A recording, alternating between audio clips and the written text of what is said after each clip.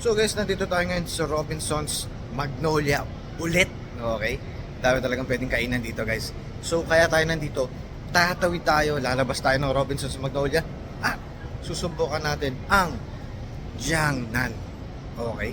Siya ay Chinese hotpot and then let's see kung gaano kasarap ang kanilang mga pagkain.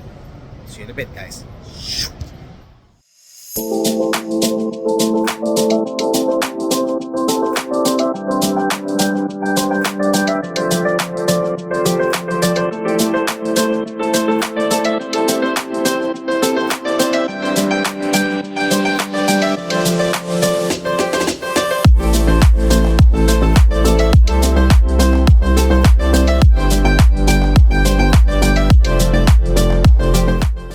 So guys, no, kakatapos lang kumain. Grabe naman yun. Grabe naman sa experience yun guys.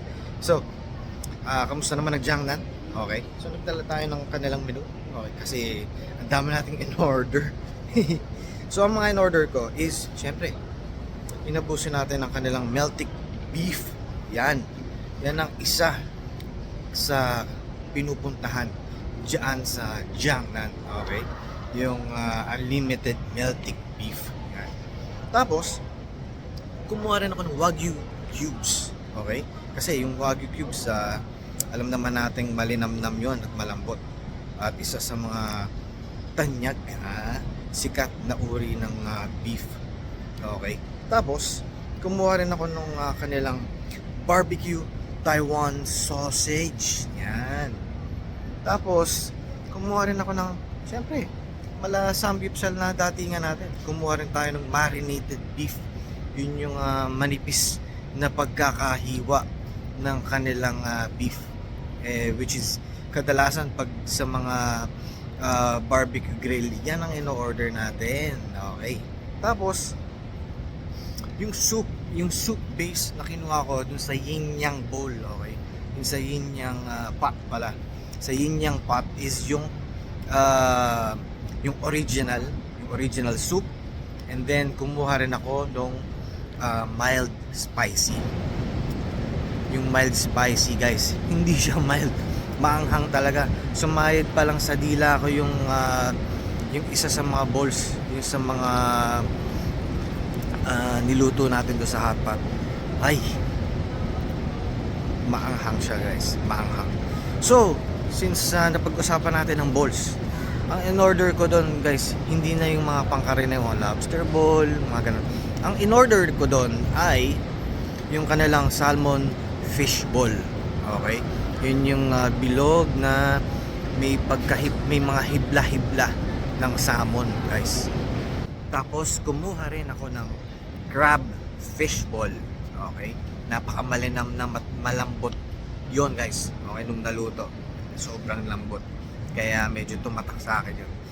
And then, isa sa mga bago nila is yung sandwich crab meatball. Ito naman yung mukha siyang pahabang tinapay na kinorteng flat na fishball. Okay? Na parang kinuha sa laman ng crab. Okay?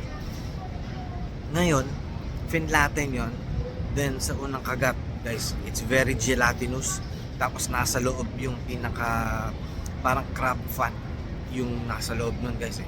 Kaya medyo orange yung laman.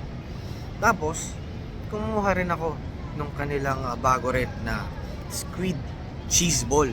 Yan is yung pag kinagat mo ay kumakatas nga naman yung kanilang cheese dun sa loob ng pinaka ball. Yan.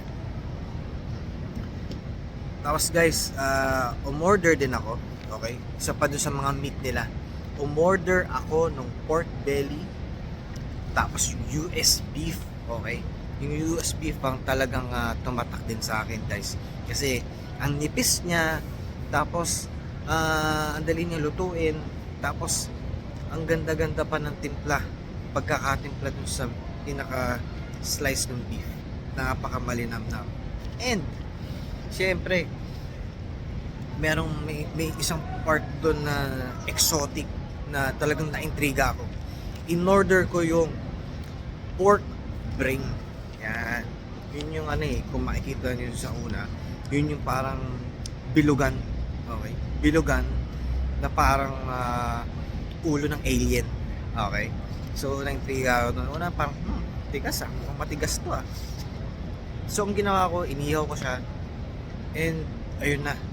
Nung nawala na yung water, yung ice dun sa pork train, bigla naman siyang halos parang malusaw-lusaw, ganun, sa sobrang lambot. Okay?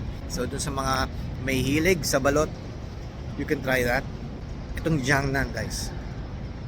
Tatlo yan. Isa, yung nasa Pasay. Okay? Isa, yung nasa may Banawe. Okay? And then, itong pinuntahan natin is itong nandito sa may tapat ng Robinson's Magnolia, which is itong sa may parte ng Hemadi. Okay? Nagkataon, guys, today is Wednesday. So, madali ang pagpasok. Kasi normally pag nakikita ko siya, ang daming pila, ang haba ng pila. So, nangyayari yon kapag Biyernes hanggang Linggo. Yan. Mahirapan makapasok doon.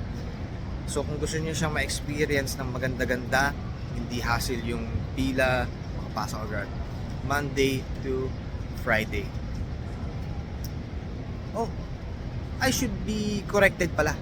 Monday to Thursday. Yan. Tapos, ang presyo nila, guys, okay?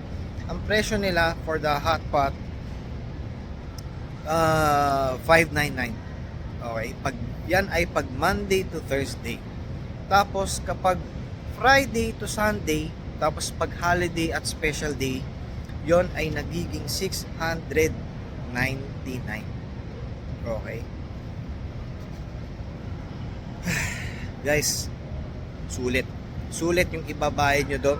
Napakasarap. Naiiba. Okay? Naiiba yung experience ko doon, guys. Not the typical samgyupsal. Pinaghalong hot pot and barbecue grill. Kaya walang ang daming choices. Hindi ka makakahindi halos. So, andun, iba-ibang variation. Kung gusto mo masabaw, you can go for the hot pot. Kung gusto mo naman talaga puro ihaw, purely ihaw, nandun din. So, maganda siyang experience, guys. Pero, talagang tumatak sa akin is yung melting. Okay, yung melting. Grabe yan. So, guys, hanggang dito na lang ang aking vlog. Nga pala, shout out kay Mr. Dexter. Okay, maraming salamat sa pag-asikaso sa akin diyan sa Jiangnan. Okay, maraming salamat, nakakataba ng puso. Napaka maasikaso nilang lahat. Panalo yan, guys. Yung mga ibang detalye ilalagay ko na lang doon sa aking description pagka-post ko nitong video na to. So don't forget to like, share, subscribe. Alam nyo na yan, guys.